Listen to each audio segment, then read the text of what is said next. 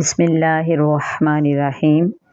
اعتکاف کی نیت، فضیلت اور طریقہ کار کیا ہے؟ اعتکاف کی نیت ہے نویت سنت الاعتکاف، میں نے سنت اعتکاف کی نیت کی۔ فضیلت، شعب الایمان جلد نمبر 3 میں یہ حدیث مبارکہ ہے۔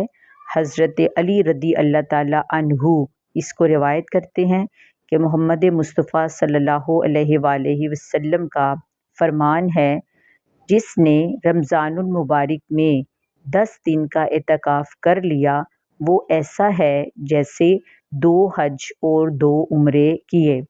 طریقہ کار کیا ہے؟